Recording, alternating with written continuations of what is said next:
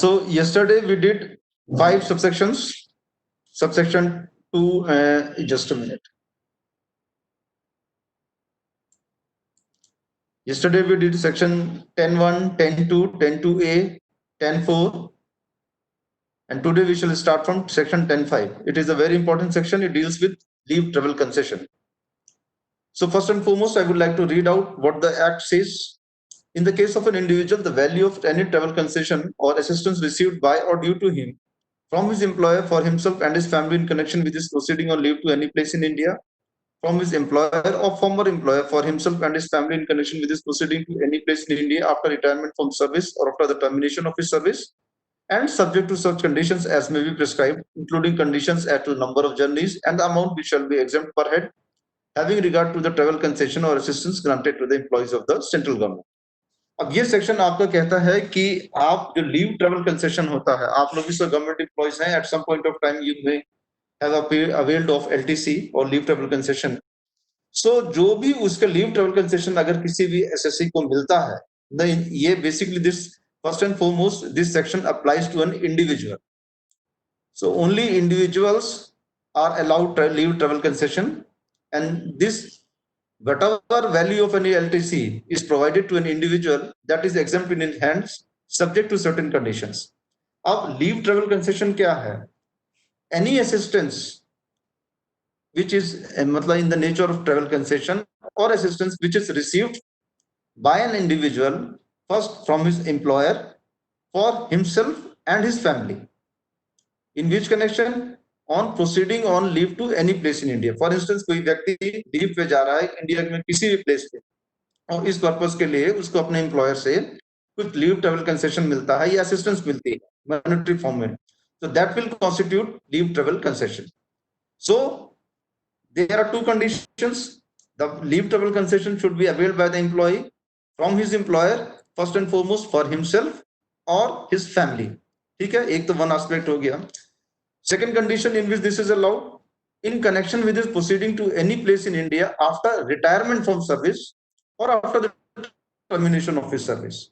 So there are three conditions in which an employer, an individual being an employee, can receive travel concession or assistance from his employer. First is proceeding on leave to any place in India. Secondly, proceeding to any place in India after retirement from service or after termination of his service. So only when these two conditions are satisfied, and there are other conditions as well which are prescribed in Rule 2B. I shall be coming to Rule 2B of the income tax rule after some time. So अब ये जो भी leave travel concession मिलेगा, this will be subject to a limit of actual expenses which are incurred for the purpose of such travel. For instance, a person is given, say for instance, 5 lakh rupees by way of leave travel concession, but actually he has incurred only 4 lakhs. So the amount of exemption in this case shall be limited to rupees 4 lakhs only. It shall not be 5 lakhs. It shall in no case exceed the amount of expenses which have been actually incurred. So whatever leave travel concession is allowed or given by an employer to his employee, that would be restricted to the exempt amount, to an amount which is equal to the actual expenses which have been incurred by the employee. For which purpose? Proceeding on leave to any place in India after retirement from service, after termination of service, or proceeding on leave to any place in India. ठीक है ना? And whatever amount is given by the employer by way of leave travel concession or assistance, the amount of exempt income, amount of exempt concession in the hands of the individual shall be restricted to the actual amount of expenses which have been actually incurred by him for the purpose of such. और अब इसमें further definition क्या है? What does the family comprise? Because these are very important questions. On this, you can have a lot of subjective questions, you can have a lot of objective questions. They can be framed in such a manner in which you can be asked to explain a lot of things. So what does family mean in relation to an individual? It means the spouse, that is either the husband or the wife, and children of the individual. Secondly, parents, brothers and sisters of the individual, or any of them who is wholly or mainly dependent on the individual. यानी कि the family in the case of an individual SSC shall include either his husband or wife and his children.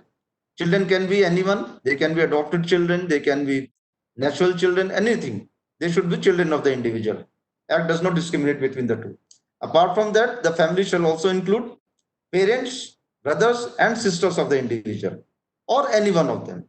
But the main condition is the parents, brothers, or sisters should be either wholly or mainly dependent on the individual. Mainly dependent on the individual means for their sustenance, they are dependent a lot on the individual for providing them the basic necessities of life and other conditions, other facilities. So the dependence on the individual has to be the foremost criteria for this. Now there is one rule to be which should be read along with section 10.5 to have a better clarity as to how many, what other conditions are there which can entitle one to avail this concession. So I am coming to rule 2B of the income tax rules.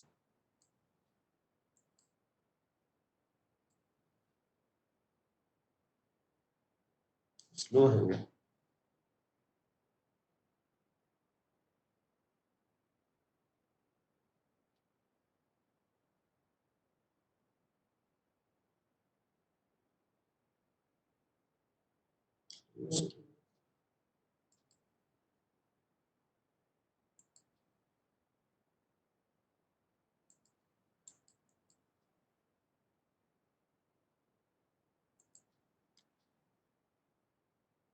Now, Rule 2B prescribes the conditions that are necessary to be fulfilled for the purpose of availing the benefits which are provided under Section 10.5. What does it say? The amount exempted under 10.5 in respect of value of leave travel concession or assistance received by or due to the individual from his employer or former employer for himself and his family in connection with his proceeding on leave to any place in India or to any place in India after retirement of service, from service or after termination of service shall be the amount actually incurred on the performance of such travel subject to the following conditions. Now, what are those conditions? Journey should be performed on or after the first day of October 1997. So, which is the date prescribed? The journey should be commenced after the 1st October 1997. Secondly, now where is the journey? Through air. Now there are three modes of travel which one person can use. It could be either by way of flight, that is through air mode. It could be by way of railways, and it could be by way of any other transport which works on highways. So where the journey is performed after 1st October 1997 by air, the amount shall be restricted to the air economy fare of the national carrier by the shortest route to the place of destination. Which is the national carrier in our case? That is the Air India. Now the economy fare hai, whatever the leave travel concession is provided by the employer, that would be restricted to the, if the travel is conducted through air by way of flight, then that would be restricted to the air economy fare of the national carrier. And for what shall be that amount? For the shortest route to the place of destination. ऐसा नहीं हो सकता कि you take a circuitous route to any place. You have to take the shortest route to the place of destination. That is the place that where you are going. That should be connected from the place you are leaving by the shortest route. So only for that shortest route, this payment shall be allowed to you. And the air economy fare of the national carrier shall be allowed in this case. And for this, the path prescribed shall be the shortest route. यानी कि जो सबसे छोटा रास्ता होगा उसके लिए आपको प्रोवाइड किया जाएगा. Where places of origin of journey and destination are connected by rail and the journey is performed after 1st October 97 by any mode of transport other than by air, an amount not exceeding the air conditioned first class rail fare by the shortest route to the place of destination. Now what it says, जो आपका place of origin है journey का, the place from where the journey is originating, and destination, the place where you are concluding your journey. Now if these two places are connected by way of railways, and after 1st October 97, instead of using by any mode of transport other than by air, excluding air transport, if you take any other mode of transport, then in that case, whatever amount is expended by you during that journey, that amount shall be restricted to the air-conditioned first-class rail fare of the shortest route to the place of destination. For instance, the air-conditioned first-class rail fare is, for instance, for that particular place of destination is by the shortest route, that is 2000, and you have incurred 3000 rupees by way of going through taxis. You hire a taxi and you go to the place of destination and you have incurred about 3000 rupees, but the air conditioned first class rail fare is only 2,000 rupees. In that case, the concession shall be limited 2,000 only, on only that exempt in your hands, and the remaining 1,000. Now, what is the third condition? Where the places of origin of journey and destination of part thereof not connected by rail and the journey is performed after 1st October 97, between such places the amount eligible for exemption shall be. अब यहाँ पे क्या condition कह रहा है कि the places are not connected by railways and the journey is performed by after 1st October 97. First, you have to remember the date. 1st October 97 is the benchmark date.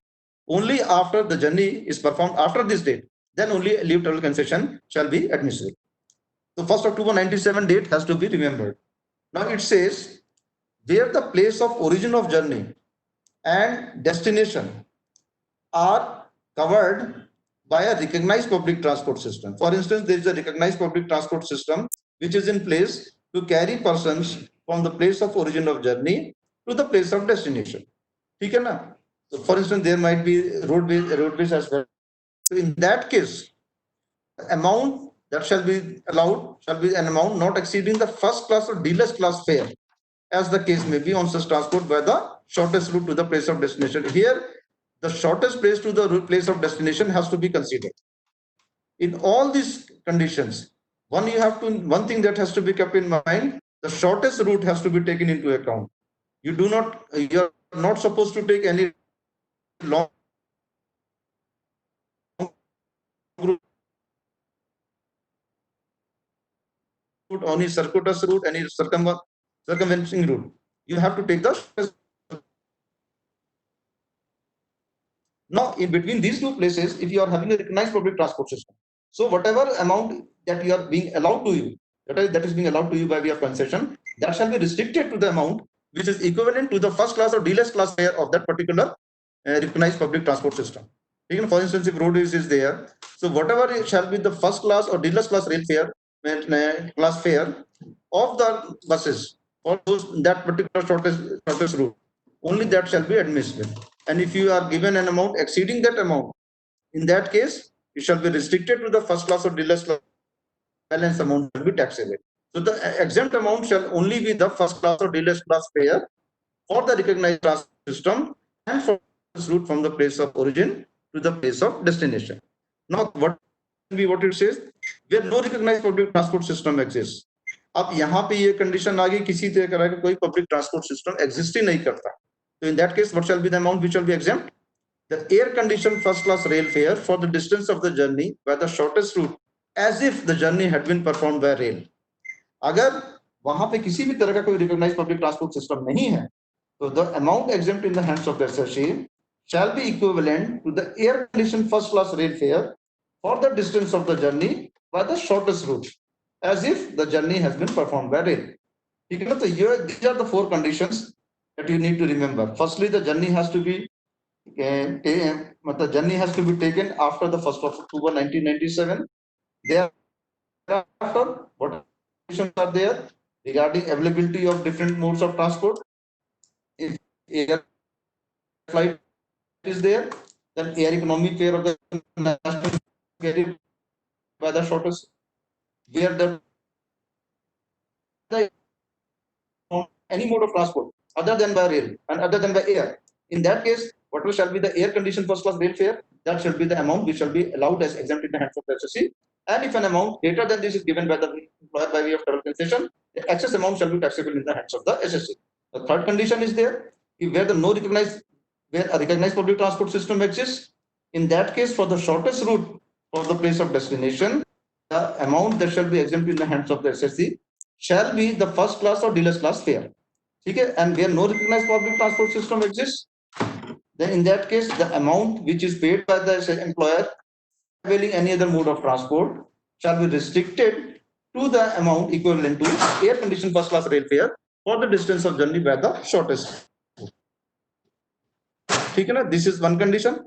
Secondly, exemption available in sub-rule 1 shall be available to an individual in respect of 2 journeys performed in a block of 4 calendar years commencing from the calendar year 1986. कब से ये होगा? आपको हर calendar year के 4 एक blocks होते हैं, 4-4 साल के ब्लॉक होते हैं। तो एक ब्लॉक में 2 जर्नी के लिए आपको in respect of 2 journeys performed in a block of 4 calendar years, ये एग्जाम्पशन आपको अवेलेबल होगा। ठीक है ना? Provided that nothing contained in this sub-rule shall apply to the benefit already availed of by the SSC in respect of any number of journeys performed before the first day of April 1989, except to the extent the journey or journeys so performed shall be taken into account for computing the limit of 2 journeys. ये अब ज़्यादा material नहीं रहा, this because it pertains to an year prior to April 1989. So that is more than 30 years. That is not very much of use. Where such travel concession or assistance is not availed of by the individual during any such block of 4 calendar years, an amount in respect of the value of the travel concession or assistance, if any, first available by the individual during first calendar year of the immediately succeeding block of 4 calendar years, shall be eligible for exemption. Now, what is it? इसका क्या मतलब हुआ कि normally क्या होता है कि जो ब्लॉक में अगर आपने if for any reason you are not able to avail it, तो आप क्या कर सकते हैं कि जो उसके बाद हर block immediately succeeding year hota, that is referred to as the extension year. If you are available of that particular extension year, and if you avail of an even then whatever amount is given to you, that shall be allowed as exempted. ठीक है ना? इसका कहने का मतलब यह है कि for any reason you are not able to avail of your leave travel concession facility during the particular block of 4 years, in that case the benefit of LTC shall be allowed to be carried forward to the immediately succeeding year after the end of the block. ठीक है? For instance, if the block period is ending in 2000, say for instance to December 2019, so the block has ended in December 2019, but extension shall be allowed for the succeeding financial year, succeeding annual calendar year, commencing from January 20 to December 20. So for the block of 4 years pertaining to 2016 to 19, if you are not able to avail the concession in this particular block, and you avail this concession in the financial year, in the calendar year 2020, January 20 to December 20, in that case, it shall be deemed that you have availed the exemption, that you have availed the LTC in that particular block, and accordingly the exemption shall be allowed to you. ठीक है ना? इसका ये मतलब हुआ। ठीक है ना? एक और चीज है, the exemption shall not be available to more than 2 children of an individual after 1st October 98. Okay. Now I get back to the act.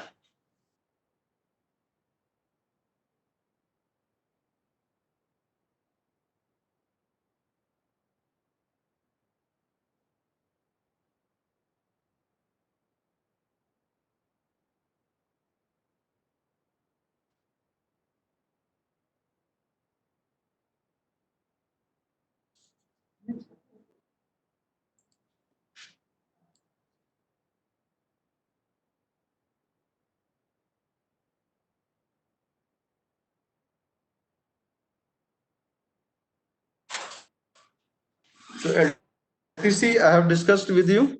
LTC is something which we all of us are familiar with, and we should have complete knowledge of this provision, because and this is a very good subsection in which questions can be asked. So you must be aware of the basic conditions, what is available, what is the definition of family, who is included in the definition of family, and what are the other conditions. And you must remember the amount of exemption shall be limited to the amount of expenses which are actually incurred for the purpose of travel. So if any amount greater than this is paid by the employer, the excess amount shall be taxable amount in the hands of the individual SSC. Now I'm coming to subsection 6. Now this pertains to an individual who is not a citizen of India. This is a very important condition. A person who is an individual and at the same time who is not a citizen of India, that is, he is a foreign citizen. Of remuneration received by him as an official by whatever name called of an embassy, high commission, legation, commission, consulate, or the trade representation of a foreign state, or as a member of the staff of any of these officials for service in such capacity. अगर कोई ऐसा व्यक्ति है who is not a citizen of India, first and foremost he has to be a foreign national, he is residing in India, and he is receiving any remuneration in which capacity? While working as an official of the embassy of that particular country, or high commission, legation, or commission, consulate, or trade representation of a foreign state. मतलब he is representing his country in any capacity. He can be working as an official in the embassy, he may be working in the High Commission, Legation, Commission, Consulate, or he may be a trade representative of his country. So any remuneration, or he might even be working as a member of the staff of any of these officials. Either he could be an official himself, or he can be a member of the staff of any of these official, and he's serving in such capacity. So if any remuneration is allowed to such an individual, a foreign national, then in that case, this remuneration received by him for performing the duties as stated above shall be exempt in the hands of that particular individual. Up there is a proviso attached to this subsection. What does it say? Remuneration received by him as a trade commissioner or other official representative in India of the government of a foreign state, not holding office as such in an honorary capacity, or as a member of the staff of any of those officials, shall be exempt only if the remuneration of the corresponding officials, or as the case may be the members of the staff, if any of the government, resident for similar purposes in the country concerned, enjoys a similar exemption in that country. Now, this is a very important qualifying condition. Qualifying condition means a condition which needs to be satisfied before that particular facility can be allowed. Now, it says, what does this proviso say?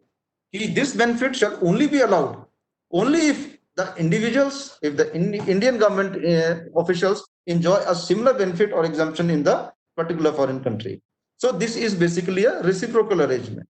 Reciprocal arrangement means you extend the same benefit to our employees, our officials which are working in your country, in our High Commission, Embassy, Legation and Commission. Only when that similar exemption is allowed to our officials, then only we shall provide the similar exempt benefit to your individuals who are working in our country by way of any member of Embassy, High Commission, Legation, etc., or as a member of staff of any of these officials. So this is basically a reciprocal arrangement between two countries. We in India shall allow this benefit to you only if similar benefit is extended by you to our officials which are working in your country. This is, and so this must be very clear to you. I think this is a very simple subsection, and this must be easily understandable. Subsection 6 इसका बड़ा अच्छा है, important है. 6 and 11. Remuneration received by him as an employee of a foreign enterprise for services rendered by him during his stay in India, provided the following conditions are fulfilled. Foreign enterprise is not engaged in trade or business in India. His stay in India does not exceed in the aggregate period of 90 days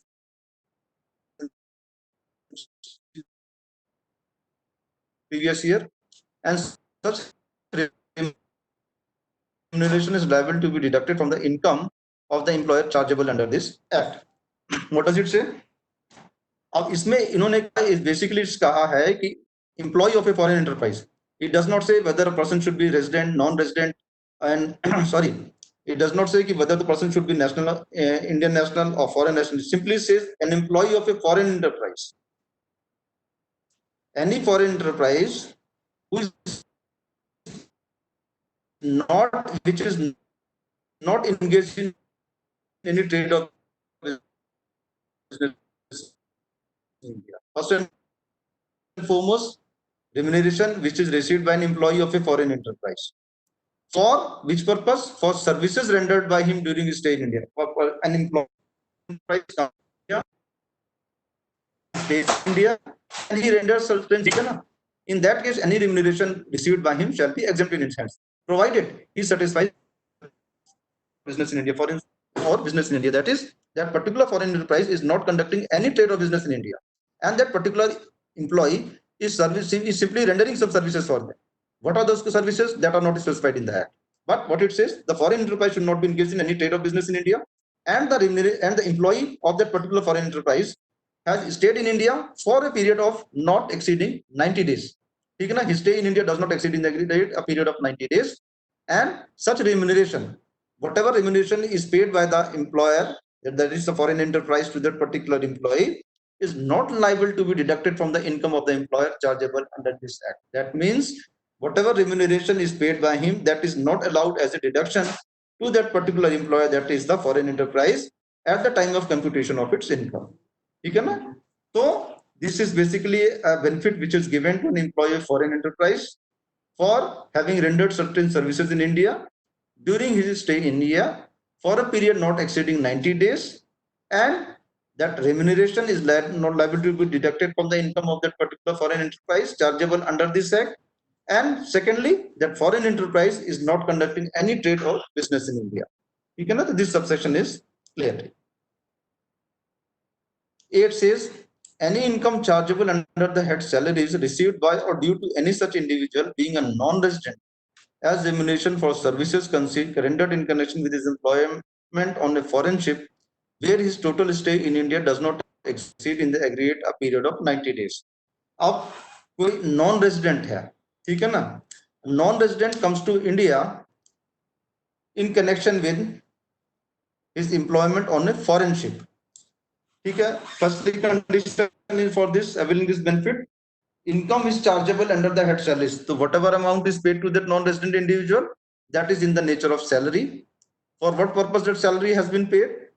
It has been paid as a remuneration for services in connection with his employment on a foreign ship.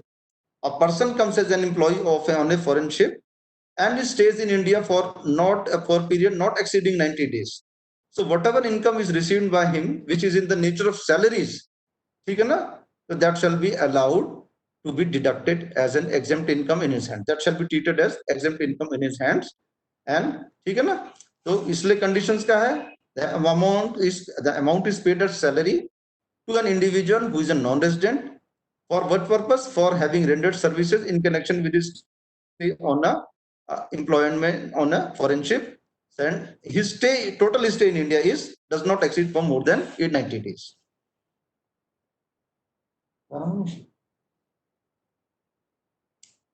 The remuneration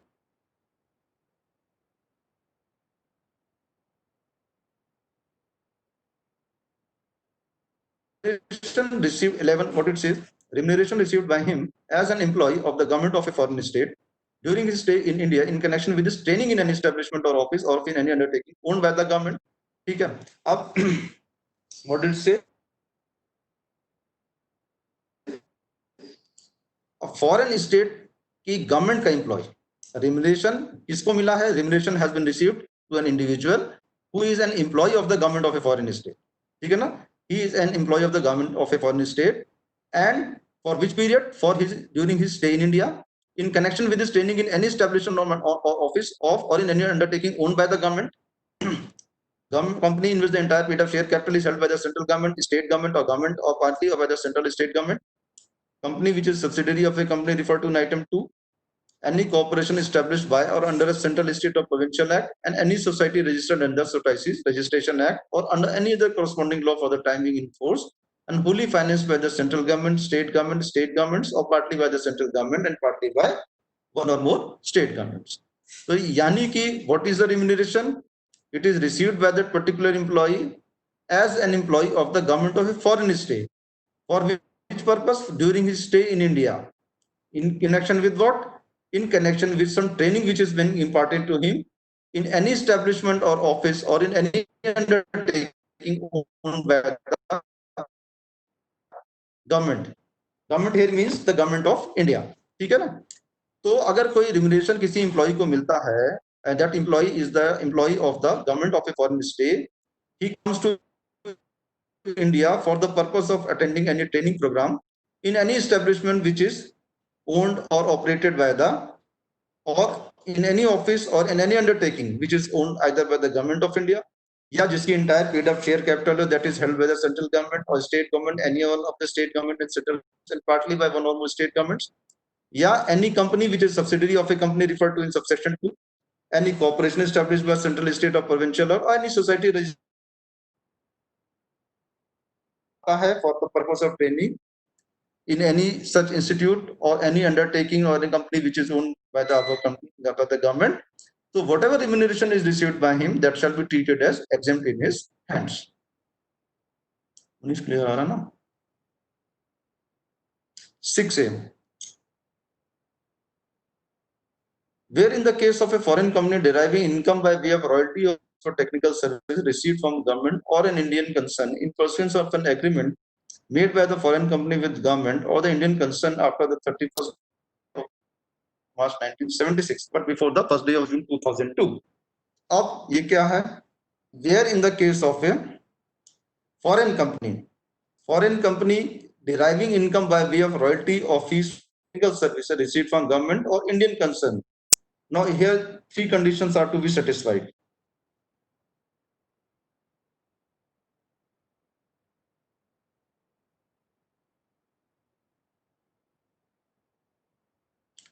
Remuneration is received in the form of royalty. Remuneration, that means income in the form of royalty or fees for technical services. Okay? Who is receiving this income? Income it is received from the government of India or any Indian concern.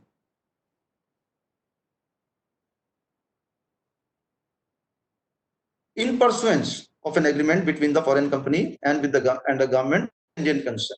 Firstly, there has to be an agreement between the foreign company with the government of India or any Indian concern.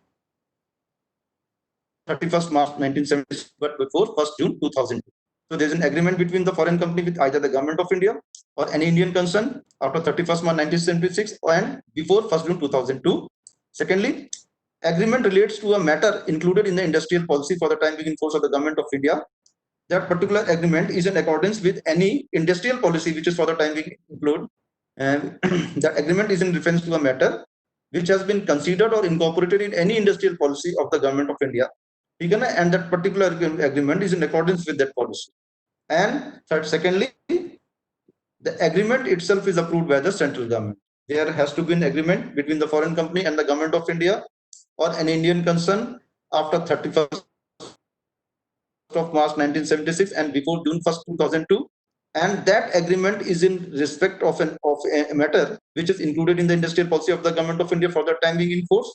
And agreement is in accordance with that particular policy. And it is also approved by the central government. So if any such agreement is there and the foreign company provides any technical services either to the government of India or to the Indian concern. So whatever income is derived by the foreign company, that is any royalties paid to it or any fees is paid to it, so that income shall be treated as exempt in the case of the foreign company.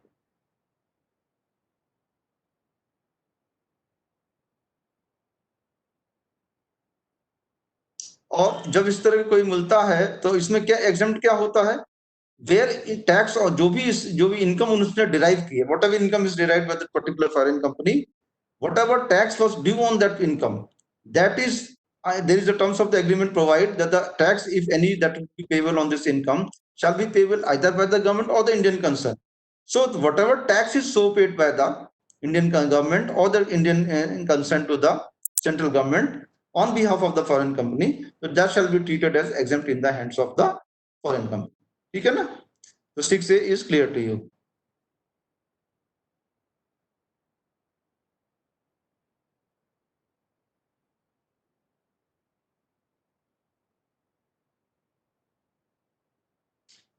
Six B, where in the case of a non-resident not being a company or of a foreign company deriving income not being salary, royalty, fees for technical services from government or an Indian concern, in pursuance of an agreement entered before the first day of June 2002 by the central government with the government of a foreign state or an international organization, the tax of certain income is paid by the central government or the Indian concern to the central government under the terms of that agreement or any other related agreement approved before that date by the central government, the tax was paid. अब यहाँ किसकी बात हो रही है? Non-resident है, but it should not be a company. That means the non-resident individual or any foreign company who is deriving income. What is that?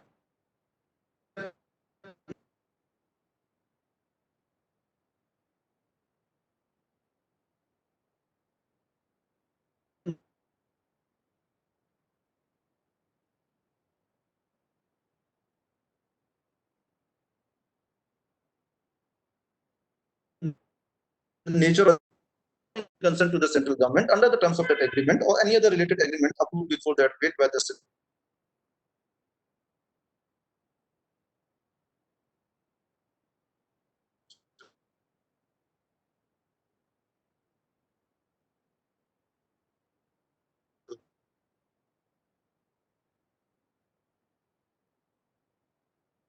government.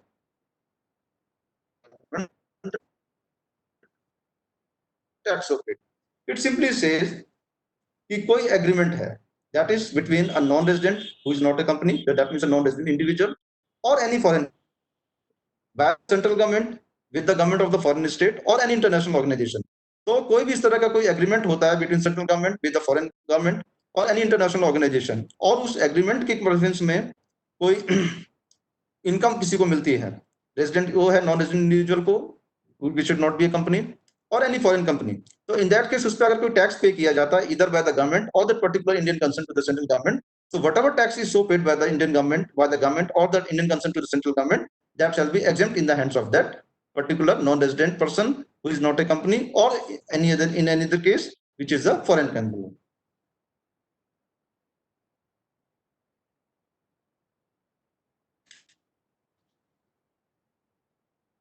Where in the case of the government of a foreign state or foreign enterprise deriving income from an Indian company engaged in the business of operation of aircraft, as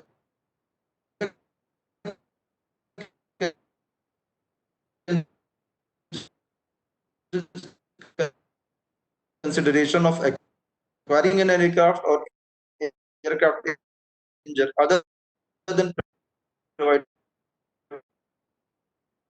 for other than payment for providing space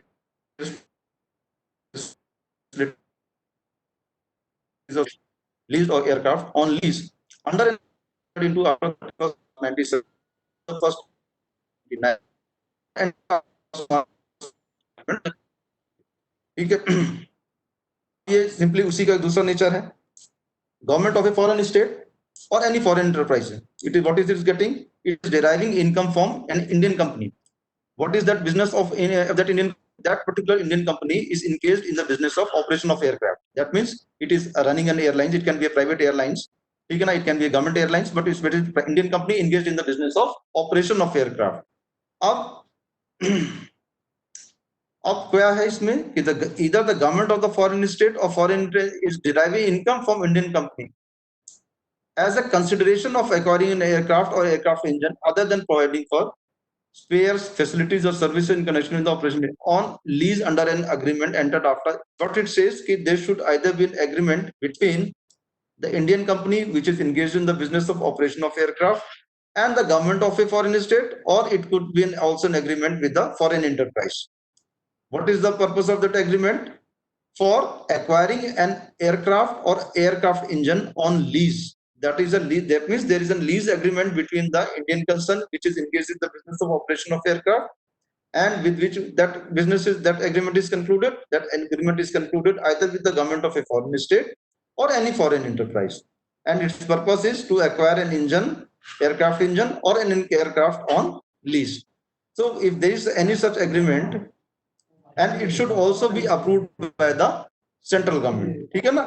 तो इस case में क्या होता है कि whatever consideration is paid by that Indian company, ठीक है, to the foreign state, to the government of the foreign state, or to that particular foreign enterprise from which the aircraft or the aircraft engine has been taken on lease, any such consideration which is paid by the Indian concern on which any tax is payable, and such tax is payable under the terms of that agreement by the Indian company to the central government. So in that case, whatever tax is paid by the Indian company shall be exempt in the hands of that particular foreign enterprise or the government of the foreign state. Okay? I think this must be clear to you. 6C, what does it say?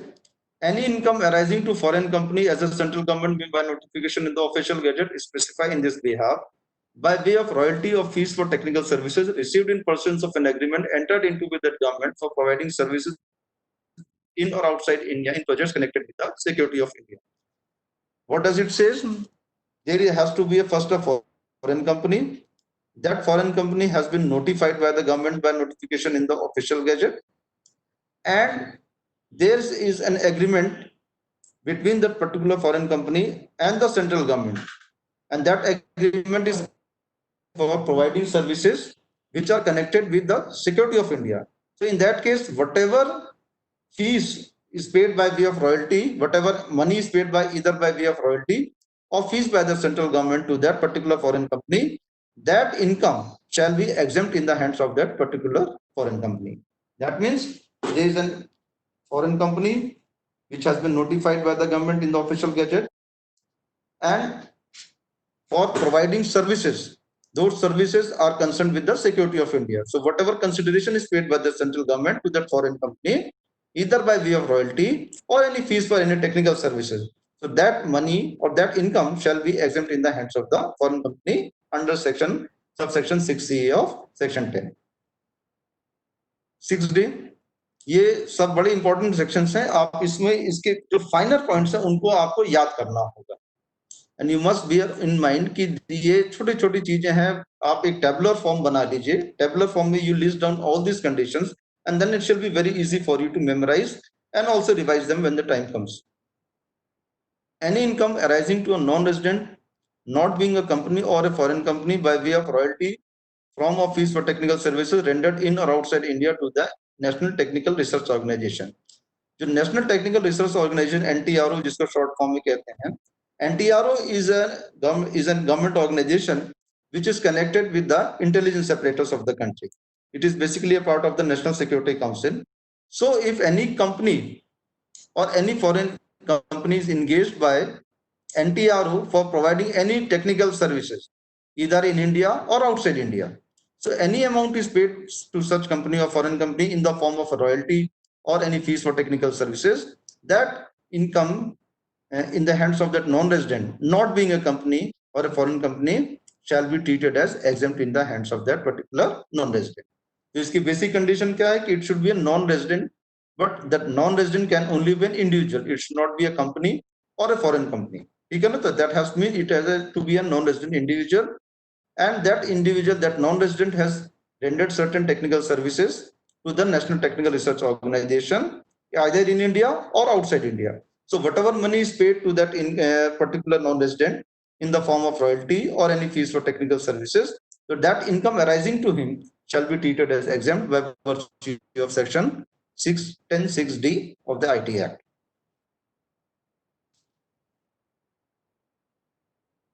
Any allowances of perquisites paid or allowed as such outside India by the government to a citizen of India for rendering services outside India. किसी भी तरह की कोई perquisite या allowances government के द्वारा किसी भी इंडियन सिटीजन को इंडिया के बाहर अगर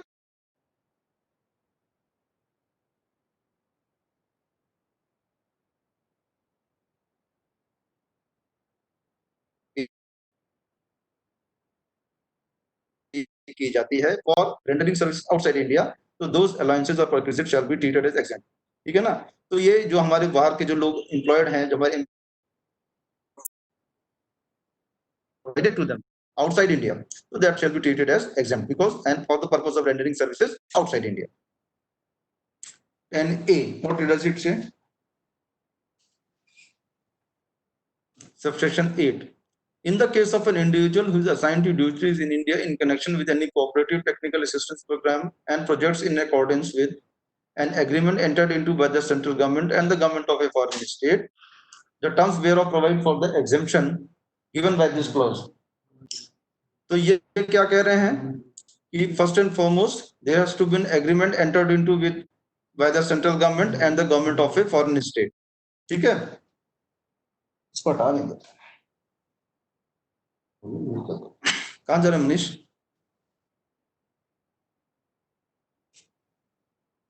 What it says, any remuneration of fees received by him or it. 8 पे, sorry. First and foremost, इसको allow किया जाता है individual who is assigned to duties in India in connection with any cooperative technical assistance program. यानी कि किसी भी कोई individual है जिसको इंडिया में कोई ड्यूटीज असाइन की जाती हैं for the purpose of any cooperative technical assistance program and projects in accordance with an agreement entered into by the central government and the government of a foreign state. ठीक है ना? Terms whereof provide for the exemption given by this clause. यानी कि first and foremost there has to be an agreement entered into by the central government and the government of a foreign state, and the terms of that agreement provide the exemption which is provided under this clause. Secondly, to whom it is provided? To an individual who is assigned certain duties in India in connection with the any cooperative technical assistance program in furtherance of the agreement between the central government and the government of a foreign state. This is the first condition. So whatever remuneration is received by him directly or indirectly from the government of that foreign state for such duties, and any other income of such individual which arises outside India and is not deemed to accrue or arise in India, in respect of which such individual is required to pay any income or social security tax to the government of that foreign state. ठीक है ना? तो अब इसका basic fundamental क्या premise है? Firstly, there has to be an agreement between the central government and the government of a foreign state. That agreement should specifically provide for the exemption which is provided by this clause. Secondly, in furtherance of this agreement, any cooperative technical assistance program is being run in India, and that particular individual has been assigned certain duties in India in connection with that particular cooperative technical assistance program. So these are the basic conditions that need to be fulfilled. Thereafter, any remuneration is received by him directly or indirectly from the government of that foreign state, not from the government of India. It means the remuneration has been received by him either directly or indirectly from that foreign national government for such duties which have been performed in India in connection with the cooperative technical assistance program. Secondly, that particular remuneration, apart from this, any other income of such individual which accrues or arises outside India, that means that other income of that individual is not accruing or arising in India, or is not deemed to accrue or arise in India, and is also not deemed to accrue or arise in India, and in respect of which such individual is required to pay any income or social security tax to the government of that foreign state. यानी जो भी remuneration मिला उस individual को in pursuance of the for performing duties in India in connection with the cooperative technical assistance program, that remuneration, apart from that, any other income which is accruing or arising outside India to him, and on which, that means on in both the remuneration as well as this any other income arising or accruing outside India, that particular individual is paying any income tax or social security tax to the government of that foreign state. So whatever there, this remuneration or and other income shall be treated as exempt in the hands of that individual. This is provided under section 10.8. 10.8a.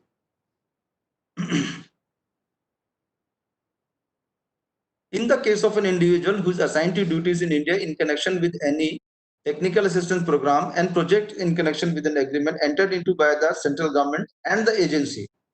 Now, in the subsection 8a, we had the government of a, sorry, 8a, sorry, I'm says to 8b. 8a, what it says, in the case of a consultant, now, earlier it was in the case of an individual. Now it says in the case of a consultant. Consultant can either be an individual or any other person not being a non-resident. Earlier in it was an individual. It was not specified whether that person is a resident or non-resident, whatever it is. Here it is clearly specifying that consultant means any individual who is either not a citizen of India, firstly, either not, or if he is a citizen of India, is not ordinarily resident in India. So there are two conditions. The individual should either not be a citizen of India, and in case he is a citizen of India, then he should be not ordinarily resident.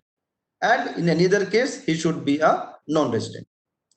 Now, in the case of a consultant, any remuneration of fee received by him or it, directly or indirectly, out of the funds made available to an international organization, hereafter referred to this and clause 8b as the agency, under a technical assistance grant agreement between the agency and the government of a foreign state, and any other income which accrues or arises to him or it outside India and is not deemed to accrue or arise in India, in respect of which such consultant is required to pay any income or social security tax to the government of the country of his or its origin. अब इसके लिए fundamental principle पहले क्या है? Firstly, there is a technical assistance grant agreement between the agency, ठीक है ना? Agency can be what? It is an international organization, ठीक है, जिसको हम whom we are referring to as the agency. So there has to be an agreement between the agency, which is nothing but an international organization, and the government of a foreign state. Firstly, So there has to be an agreement between the international organization, also called as the agency, and the government of a foreign state, and it is a technical assistance grant agreement. ठीक है?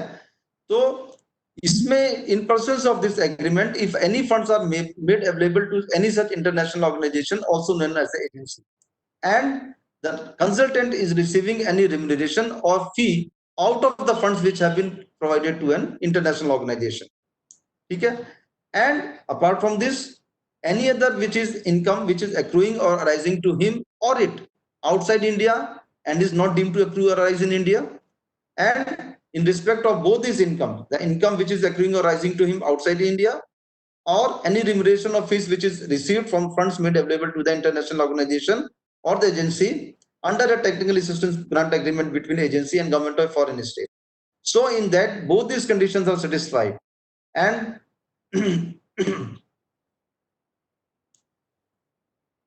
and in respect of which the consultant is paying any income tax or social security tax to the government of the country. So in that case, whatever remuneration and other income is received on which tax is paid by either by way of income tax or social security tax to the government of the country of its origin, that will be treated as exempt in the hands of that consultant.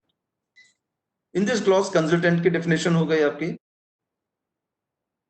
Engaged by the agency for rendering technical services in India in connection with any technical assistance program or project, provided the following conditions are fulfilled.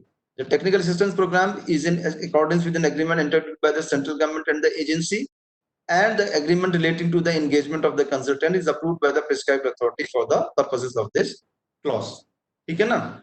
तो ये आपको पूरा 8A का consultant वाला बात है. Consultant की पहले आपको डेफिनेशन समझ में आ गई.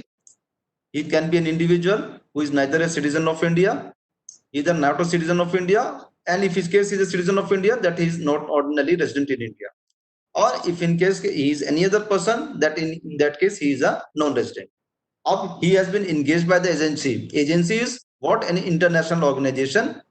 And that particular agency has recruited that consultant for providing technical services in India for any technical assistance as program or project, and the technical assistance is in accordance with an agreement entered into by the central government and the agency, and agreement relates to the engagement of the consultant. Relating to the engagement of the consultant is approved by the prescribed authority for the purposes of this clause. तो बात clear है. इसकी broad fundamental principles क्या है? There has to be an agreement between the agency or the international organization with the government, and that particular individual is receiving an income for providing. That consultant has been engaged by the agency for rendering technical services in India. That consultant is receiving remuneration or fee, and that fee is paid from funds made available to the international organization, and any other income which is accruing or arising to him or it outside India, and on both this remuneration as well as any other income which is accruing or arising outside India, that consultant is paying income tax or social security tax to the government of the country of his or its origin.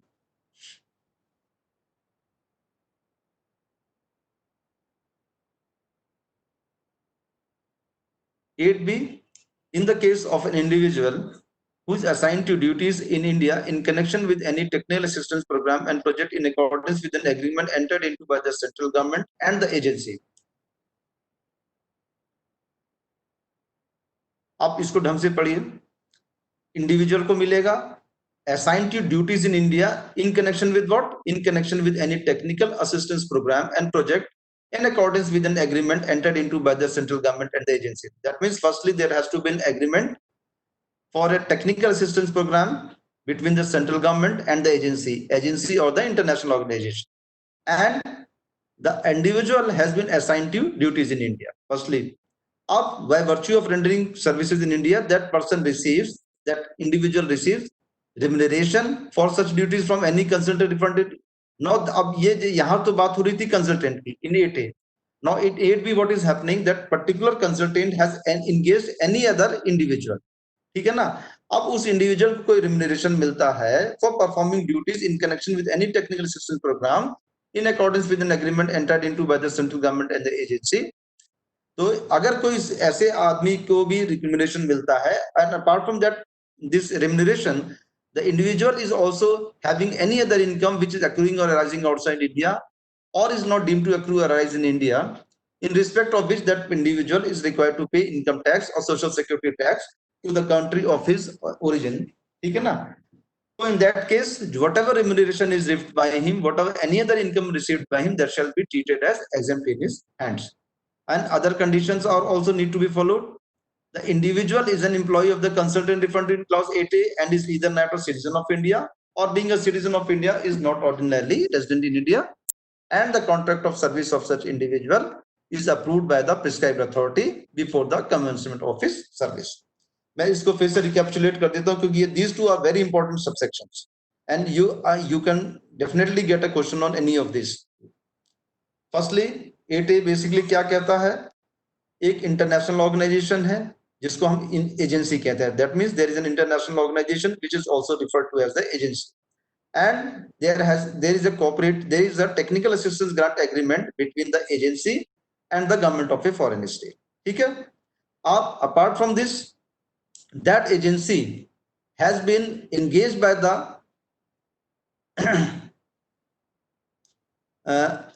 that agency has been engaged for performing और वो consultant है. That now वो particular agency जो है it engages a consultant. That consultant is engaged by the agency for rendering technical services in India.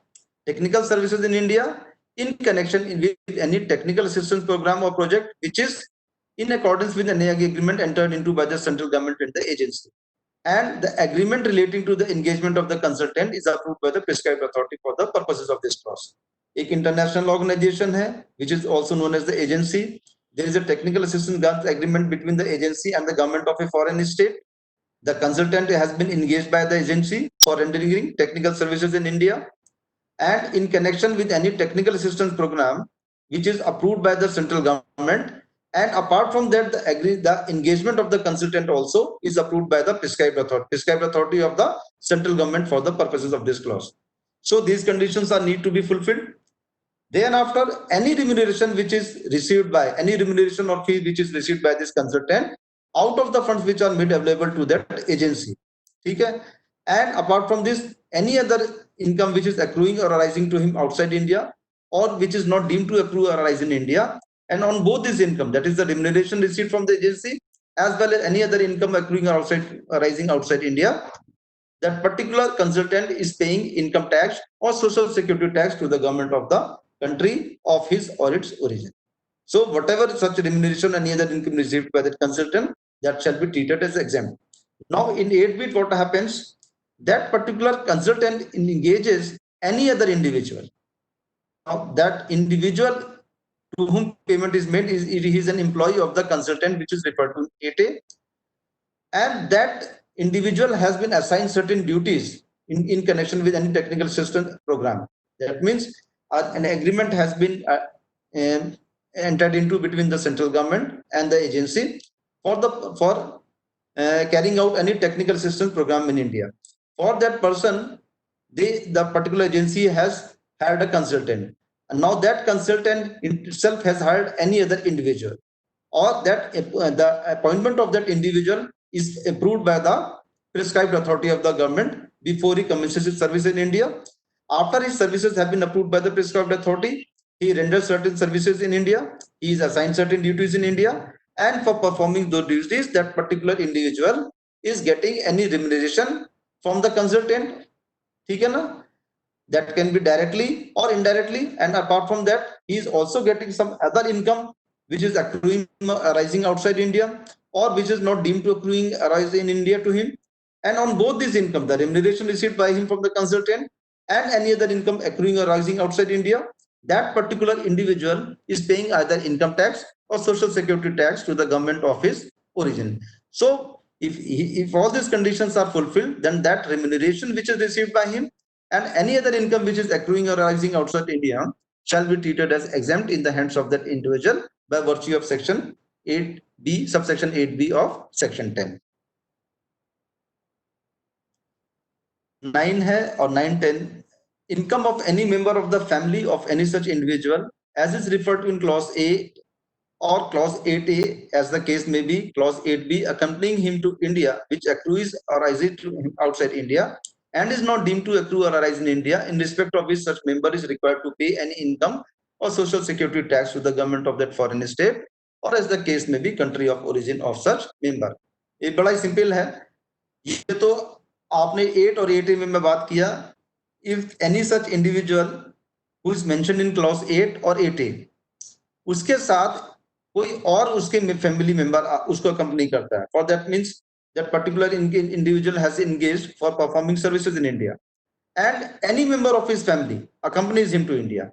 Now for the time period he is in India, उसके spouse आ जाए, उसके बच्चे आ जाएं, और तो उस अगर कोई मेंबर ऑफ द फैमिली आता है उस इंडिविजुअल का, and he stage with him in India, and during that particular time period, the member of his family who has accompanied that individual to India, that member of the family receives any other income in which is accruing or arising outside India, and which is not deemed to accrue or arise in India, and on which he is paying income tax to the country of his origin or any social security tax. So whatever such income is received by the member of that family shall be treated as exempt in the hands of that particular member. It is a very simple subsection. Any person is coming in pursuance, any person is coming to individual, and sorry, any individual is coming to India, and that individual is mentioned in section 8 or 8A for the, and he's been engaged for performing any services in India. Any member of his family accompanies such individual to India, he stays with him in India for that particular time period.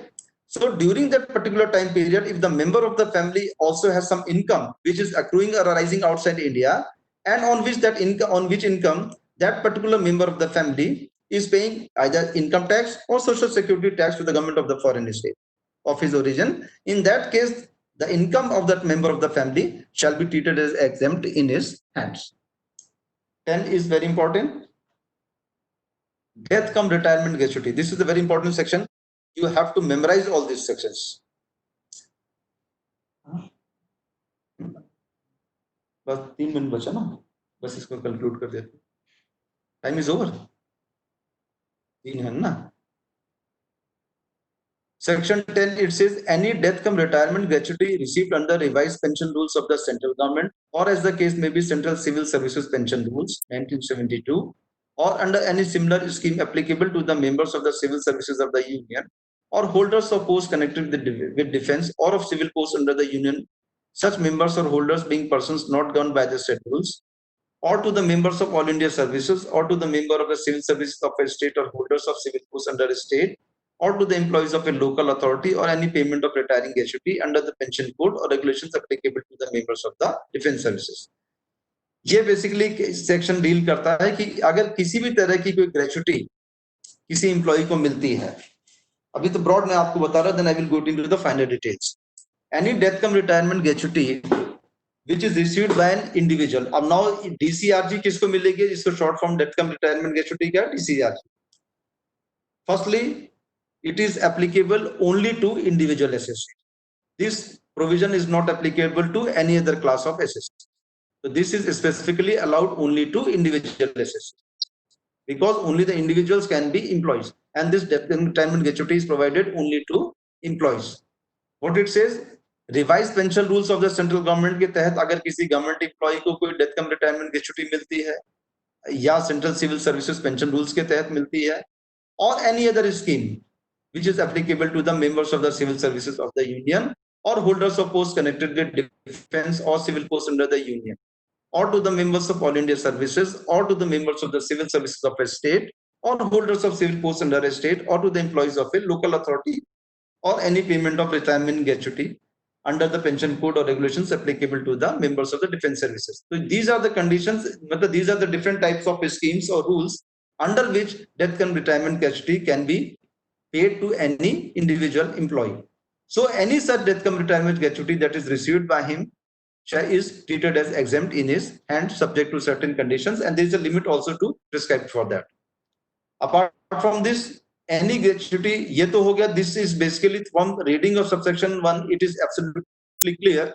This is basically applicable to the members or employees of the government who are covered under different types of rules. Those rules can either be the revised pension rules, Central Civil Services pension rules, any such similar scheme, or any as such pension code or regulations which are applicable to the members of defense services. So primarily subsection 1 applies to government employees of covered under different types of pension rules. So any death cum retirement gratuity that is received by the individual employee shall be treated as exempt in his hands. Apart from this, ये एक चीज है payment of gratuity act. This is basically for employees in the unorganised sector और under the private sector. Any gratuity received under Payment of Gratuity Act 1972, to the extent it does not exceed an amount calculated in accordance with the provisions of subsection 2 and 3 of section 4 of that act. What it says कि Payment of Gratuity Act के तहत कोई gratuity अगर किसी employee को मिलती है, तो it shall be treated as exempt to the extent it does not exceed an amount calculated in accordance with the provisions of section 2 and 3 of section 4 of that act. Means under section 4.3 or 4.2 of the Payment of Gratuity Act, a certain limit has been prescribed. Now, if any gratuity is paid to any employee under Payment of Gratuity Act and it exceeds the limit which is calculated as per subsection section 4.3 or 4.2 of Payment of Gratuity Act, then in that case the exempt portion shall be limited to the amount which is so calculated, and any amount paid in excess of that shall be treated as taxable income in the hands of the SSE.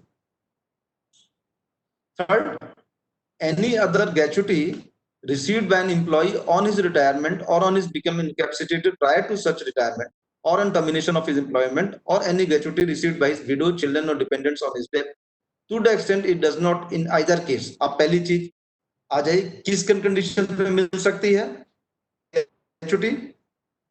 Gratuity यहाँ तो हो गया death cum retirement gratuity which is paid to government employees covered under different types of rules. Secondly, gratuity which is received under the Payment of Gratuity Act, and it is limited to the amount calculated as per subsection 2 and 3 of section 4 of Payment of Gratuity Act. Now third says any other gratuity received by an employee on retirement or on his becoming incapacitated prior to such retirement. Then which are the condition and what time the employee shall receive? Either at the time of retirement, that means when he is superannuating, or he's become incapacitated prior to such retirement. Incapacitated means he is suffering from certain physical disability or any other type of handicap which renders him unfit to carry on his employment. That means he becomes incapacitated. That means he is not he has lost his capacity to work. He is physically disabled, mentally disabled, or handicapped or hindered by any other reason. That means he is not capable of exercising or carrying on his employment, and this is normally this happens before his retirement age. Secondly, third condition, or on termination of his employment, or there can also be a condition that his employment is terminated. That means his employment is cut short by his employer. Or so there are three conditions. If the employee is alive, either he is retiring or he has become incapacitated due to any reason before his retirement, or his retirement has been terminated by the employer. So when the employee is alive. Secondly, third, fourth condition can be when the SSC has expired or passed away. In that case, any gratuity received by his widow, in case widow is not there, any other children or dependents on his death. So they can be other members of his family apart from his wife. In case wife is not there, she has already predeceased him. So that means if there are children in the family or there are other persons who are dependent on that particular individual for their sustenance. So any other gratuity received either by his widow, and the widow is not there, children or dependents on his death. So there are four conditions in which gratuity is received by the employee: when he is alive, on his retirement, on his becoming incapacitated or unfit for carrying on his employment, or his employment has been terminated by the employer. Fourth condition can be the SSC has died, the employee has died, and the gratuity is received either by his widow, and in case the widow is not there, then there are other children or other members of his family on his death. To the extent, so any such gratuity which is received by in these conditions is treated as exempt. Not what is the exempt amount? To the extent it does not exceed in either case exceed 1/2 month salary for each year of complete service, calculated on the basis of average salary for 10 months immediately preceding the month in which such event occurs, subject to such limit as the central government may by notification in the official gazette specify in this behalf hanging reward to the limit applicable in this behalf to the employees of that government. अब इसमें क्या करता है कि उसका computation कितना होगा, the maximum amount of gratuity payable to him shall be 1/2 month salary, यानी कि 15 days salary for each year of completed service. That means whatever service he has performed for each year of completed service, calculated on the basis of average salary for 10 months immediately preceding the month